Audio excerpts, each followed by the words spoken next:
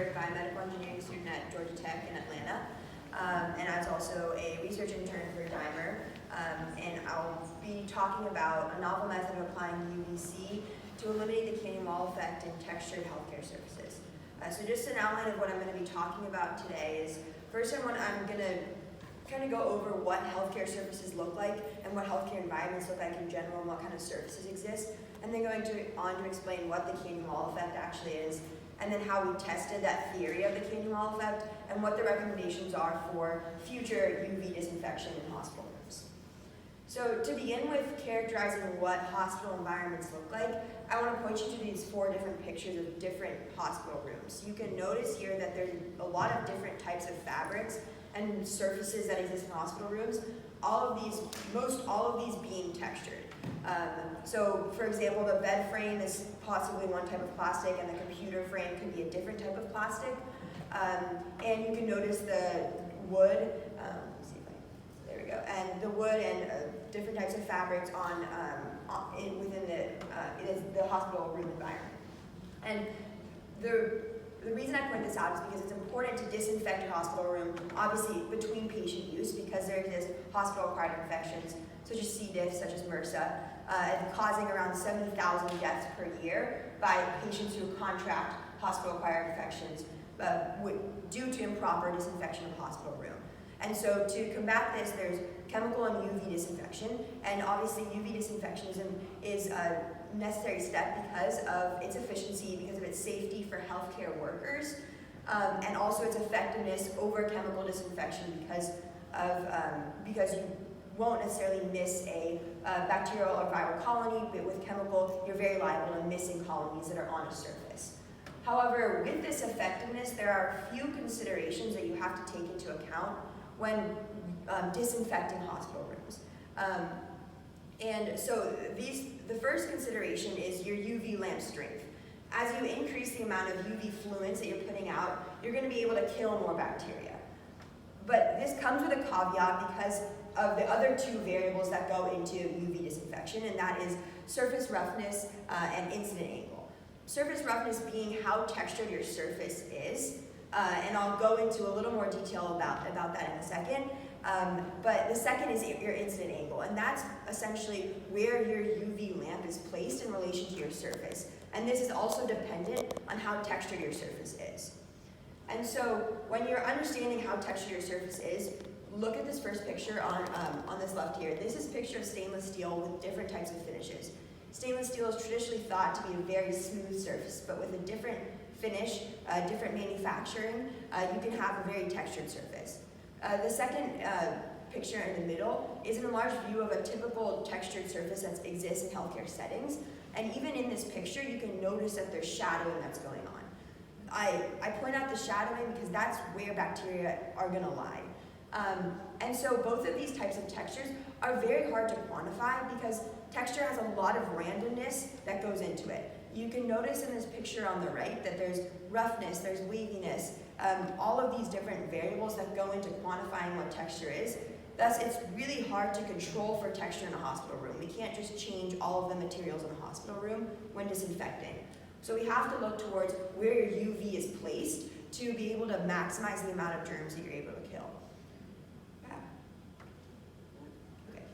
Okay. And so that leads me to explaining what the canyon wall effect actually is. So I want you to imagine that these rocks in this canyon are bacteria on a larger scale, and that this canyon is a textured surface with that these walls are, for example, the plastic texture that you see here. And so at around 9 o'clock in the morning, the sun is going to be below these canyon walls. The canyon walls are so high that the bacteria in the bottom of this canyon isn't being touched by the sun. When the sun gets at that noon angle directly above those canyon walls, all of the rocks that were once shaded are now open to the sun. And I want you to keep these rocks in mind when you're looking at this at a sub-millimeter scale. So essentially the same canyon wall effect where your sun is placed or where your UV is placed is going to affect how much bacteria you're able to kill. So on a sub-millimeter scale, you have the picture in the middle is a picture of a human hair, which from its peak to, which is seen as a very smooth surface, but from its peak to valley distance, meaning from the top of that canyon wall to the bottom of that canyon, it's around 10 microns. Bacteria is about 1 micron, and so that's essentially equivalent to a hiker within a canyon of around 100 meters deep. So if your sun is at that 9 o'clock angle, if it's not above those canyon walls, all of your bacteria in your surface isn't going to be hit by your UV light. Whereas, and this is even worse when you have a virus. A virus is 0.1 microns, and so that's equivalent to a hiker that's within an 1,000-meter deep canyon. So it's even worse for a viral colony versus a bacterial colony. And so where you place your UV is very important to understanding how much bacteria you're going to be able to kill. So how did we test the canyon wall effect? As I laid out in the beginning of the presentation, is most healthcare surfaces are horizontal or textured, and most UV emitters, as we saw in our earlier slide, are vertical and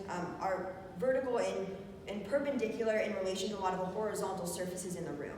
And so that means that a lot of the sources, a lot of the bacteria on these surfaces are going to be experiencing the canyon wall effect, are going to be experiencing this microscopic shadowing essentially that's occurring on these textured surfaces. And so our hypothesis were that when we tested this is that UV lamps that are positioned parallel to the surface, which is essentially above the surface at that 12 o'clock angle, are going to have greater germicidal effectiveness than UV lamps that are placed perpendicular or placed at that 9 o'clock angle to the side of that surface. And so this is going to be, and our second hypothesis along with this is that it's going to, the importance of where you place your UV lamp is more pronounced on a textured surface due to the fact that it's experiencing the canyon wall effect. So to test it, we had two independent variables. The first was where your UV lamp is. That is parallel versus perpendicular, 9 a.m., 12 o'clock. I'll just define that in a second, but that was the first independent variable. The second was surface texture, was if the texture that we were disinfecting was smooth or not. And so there were two experimental chunks, one being UV applied parallel to a smooth surface, UV applied parallel to a textured surface, and then the second experimental chunking was UV applied perpendicular to a parallel surface, or to a smooth surface, and UV applied perpendicular to a textured surface. And so what parallel and perpendicular mean, again, it's this 9 o'clock and this 12 o'clock angle. The parallel means that it is, if this is my UV lamp source, and this is my surface, it is directly above that surface. Perpendicular means that it is to the side at that 9 o'clock angle. So to test this, we took 8x8 ABS plastic towels, which are commonly found in healthcare settings, a little more textured than normal, but if it works on a more textured surface, it's going to work on a less textured surface. And so it had low UVC reflection, which is important because it has to be true to the amount of UV fluence that you're putting out is the amount that you're killing. And then as well, they had different random texturing, as you can see here. And then so we use a Staph aureus solution of different dilutions to swab the tiles. I'll go into the methods in a second. And then we measure the UV output using this device here, using the UVC light from the UV hammer device. And then we used bared contact plates essentially after they were disinfected to directly contact the tiles. So the first experimental chunking was parallel lamps on smooth and textured surfaces. So to test this, we first prepared Staph aureus through culture and incubation. Those were then swabbed onto tiles, and these tiles were placed 1.1 meters away from that light source, and the light source being the UVC lamp, which is around 505 millimeters in length. And so the smooth tiles were placed here, and they were placed directly around a UV meter, and the UV was shown until it was 5 millijoules per centimeter squared, 10 millijoules per centimeter squared, and then 20 millijoules per centimeter squared for smooth tiles, and then again that process was repeated for textured tiles as well. And this was placed 1.1 meters away and stationary. This is not the intended use of how the UV hammer should be used. It should be used moving and closer to the surface, but for the purposes of this experiment, to make sure that we could have the direct amount of UV fluence that we wanted to test, it had to be 1.1 meters away. And then after the UV was shown onto those tiles, bared contact plates were contacted to those tiles. It was incubated for 36 hours at 35 to 39 degrees Celsius. It was then, photographs were taken of the plates as shown here, and bacteria on each plate was counted, and then statistical analysis was done on those plate counts.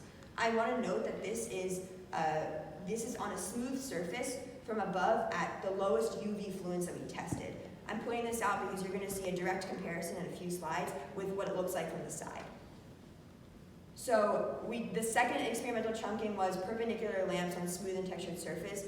This is exactly the same procedure and method as the parallel lamps. The only difference was where the UV was placed, and this time it was placed 1.1 meters away, the same length, or the same distance away, but perpendicular to that surface, essentially to the side of these horizontal tiles over here.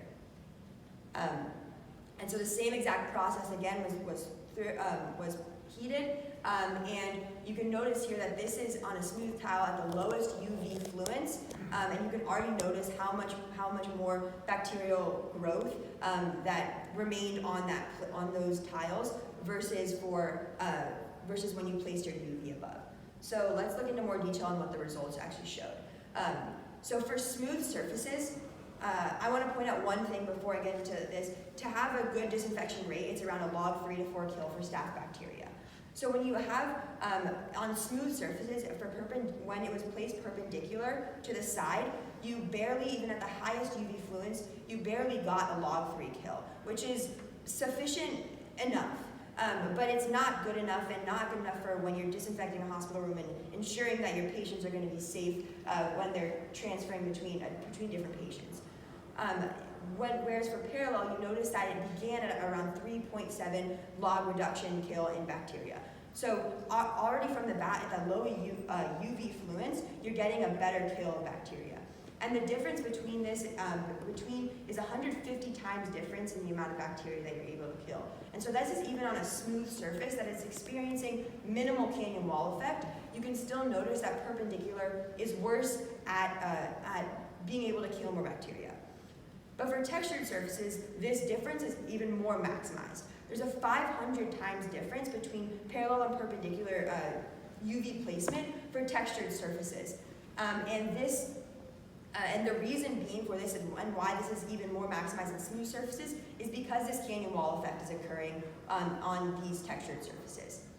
And so when you just look at UV orientation, you control for that variable, you notice that there's a significant difference between smooth and textured surfaces for UV placement perpendicular.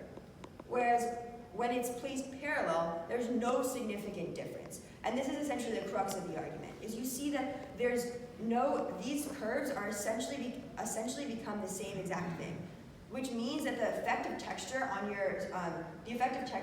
amount of bacteria that you're able to kill is essentially null. You don't have any, you're essentially getting rid of the canyon wall effect when you place your UV parallel to your surface.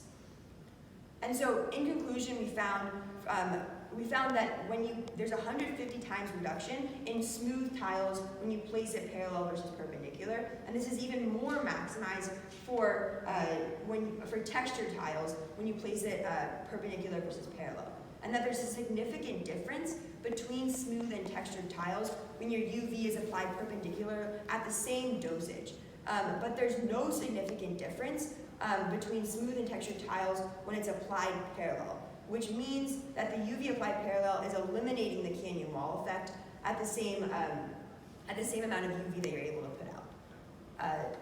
So in totality, UV is a practical method, but you need to understand the limitations that come with UV disinfection, and those are understanding where you're placing your UV and how textured your surface is, and understanding that texture can't be ignored. If you're placing your UV at a specific angle, that is not ideal. So it is important to note that UV applied parallel essentially eliminates the canyon wall effect, and when you're eliminating the canyon wall effect, you're able to kill more bacteria and have safer disinfection practices in hospital rooms. Thank you.